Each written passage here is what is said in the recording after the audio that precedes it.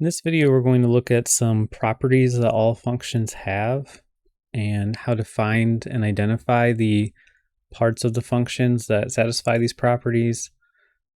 Namely, we're going to look at where a function is increasing, decreasing, or constant, and where its minimums and maximums are. So this is going to be the subject.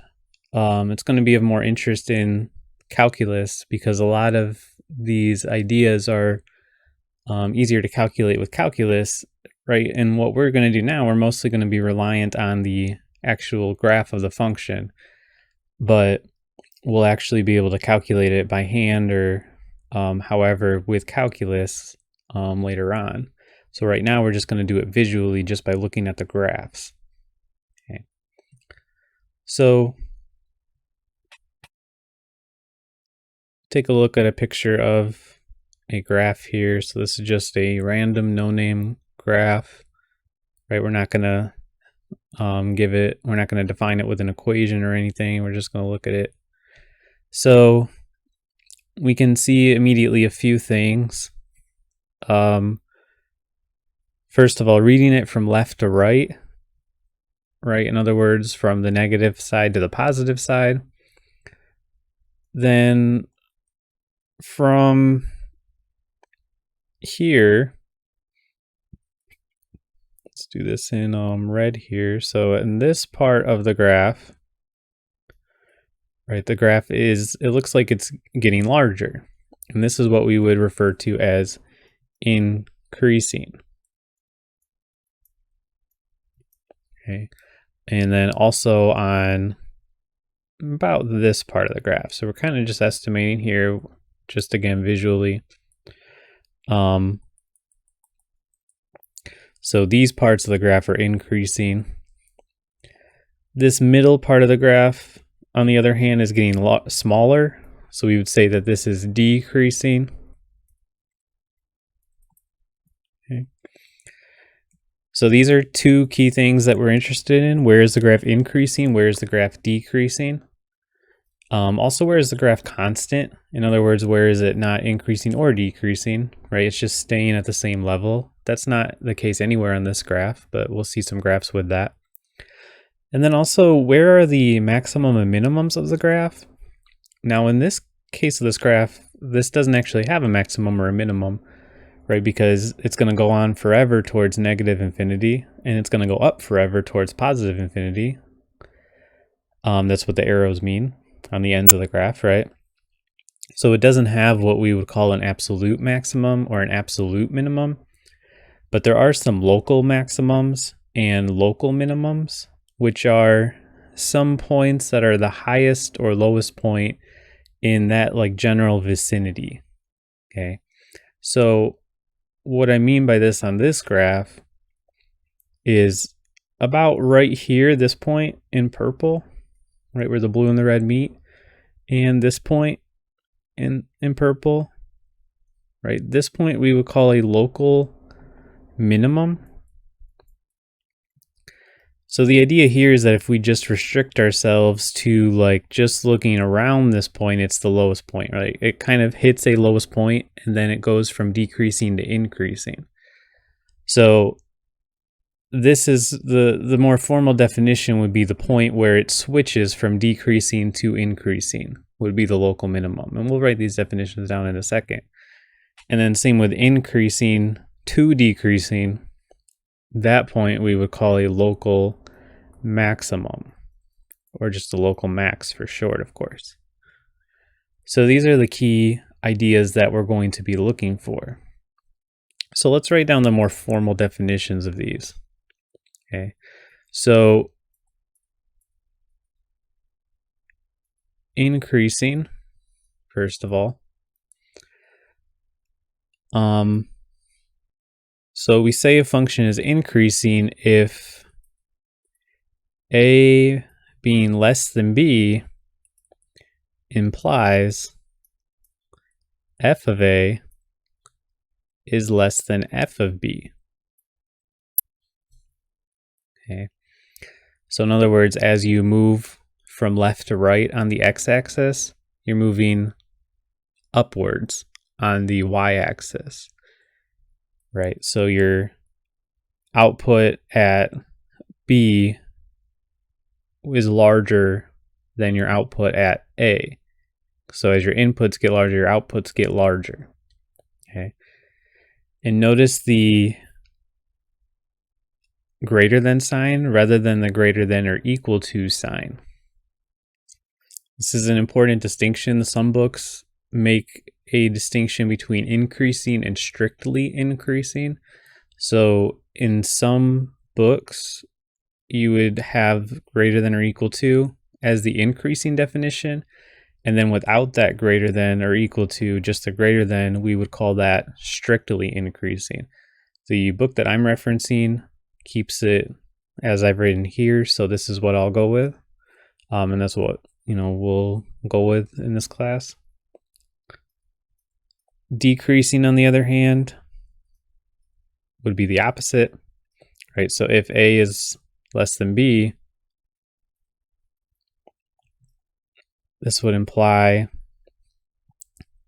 so a function is decreasing if A is less than B implies f of A is greater than f of B. Okay, so the inputs get larger, but the outputs get smaller. Okay, so it's doing the opposite. And then the third one would be constant. So this would be if A is less than B. So a function is constant if A is less than B implies f of A equals f of B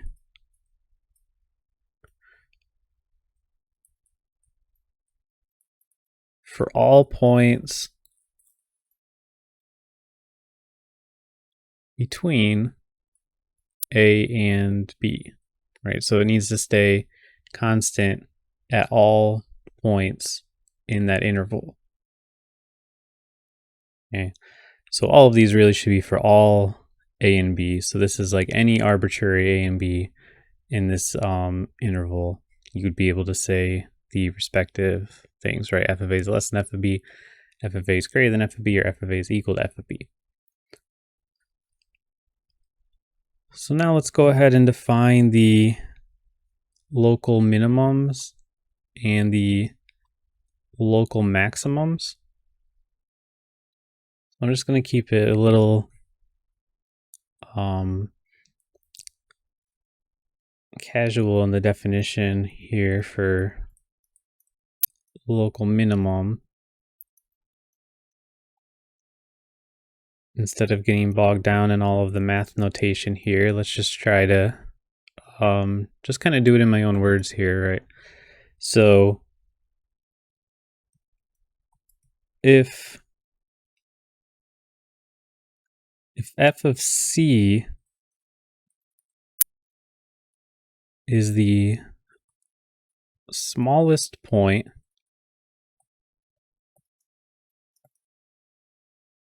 on AB, so AB is any interval, C is this point, which we're just calling the local minimum, right? So at f of C,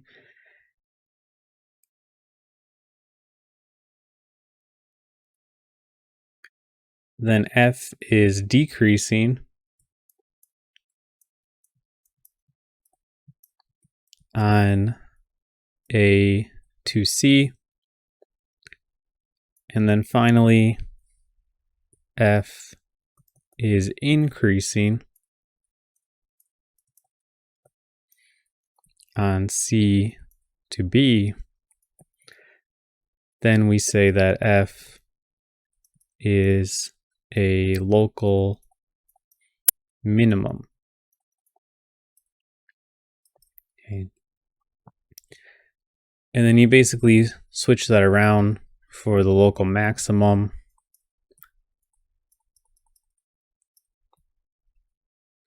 Okay, so if f of C is the largest point on AB, f is increasing on A to C, and F is decreasing. So everything is just the opposite, right? F is decreasing on C to B. Then F is a local maximum.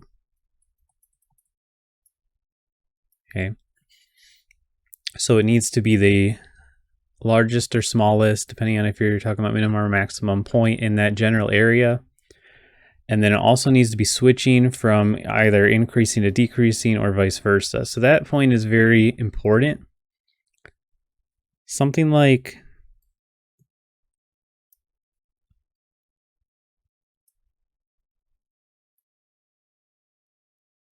this, okay, where it's just a segment, a line, well, not a line, but just a, it doesn't go off to infinity, right? So there's nothing to the right of this point. This is not considered a local maximum because it doesn't have that switch from increasing to decreasing. Okay. It makes more sense when we formalize the definitions a little bit in the language of calculus later on, where we would say that the derivative here is undefined, which is what makes something a local maximum or minimum. It would, however, be an absolute maximum. So an absolute maximum is the largest point on the graph, and the absolute minimum is the smallest point on the graph, and you're not guaranteed to have those, particularly in the case where it's going up to positive infinity and down to negative infinity, right? In these, which is a lot of the time. In these, we don't have absolute maximums or absolute minimums. Okay. In some cases, like for example, the graph of x squared,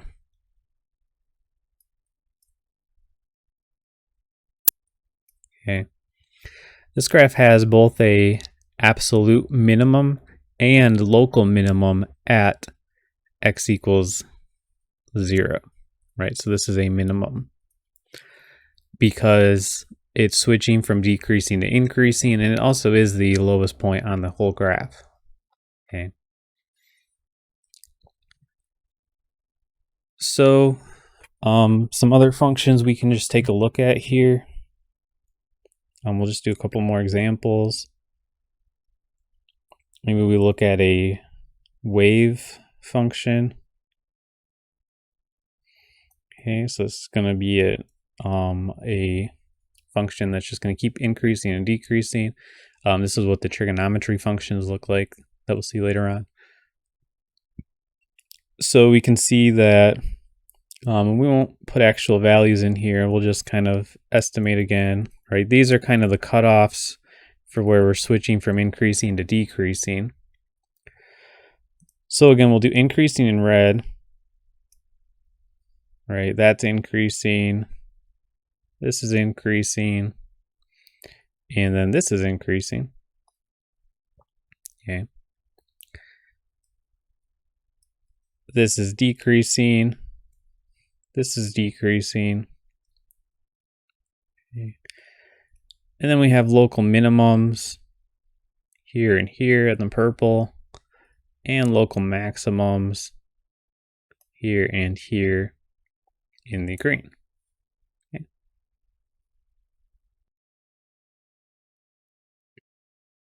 Okay, now we'll do one with some actual numbers in here. So we're going to write where it's increasing, where it's decreasing. We're going to write that using interval notation.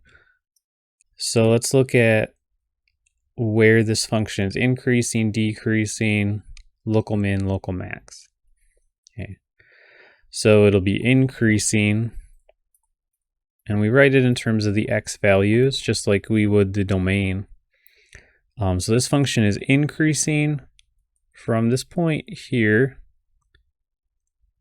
to this point here, right? So that's going to be -1 to 2. So this point is supposed to be right above 2 here. Sorry, I know this drawing is not the best drawing in the world here. So it's increasing from -2 to 2. We usually just use the open parentheses here, because we don't define something as being increasing at like a single point in this case, because in this case that's where it's changing from increasing to decreasing, right? So it's actually kind of constant at that point. So we use the open parentheses here. It's decreasing on the rest of the graph, which is -infinity to 2, or sorry, -2, union 2 to infinity, right? And then we have a local max at, we could say at x equals 2, or we could say at the point 2, 2, and then a local min at -1, -2. Okay, or you could just say at x equals -1.